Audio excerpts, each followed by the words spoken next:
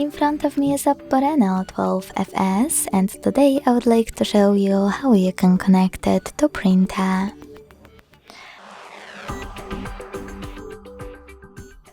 Begin by launching settings and tapping on connection and sharing. Then tap on print, select the default print service, and wait. Your device is now looking for a printer. When it finds one, it will connect to it.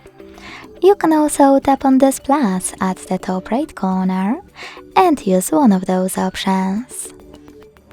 Thanks so much for watching. If you enjoyed this video, leave a like, comment and subscribe. Bye!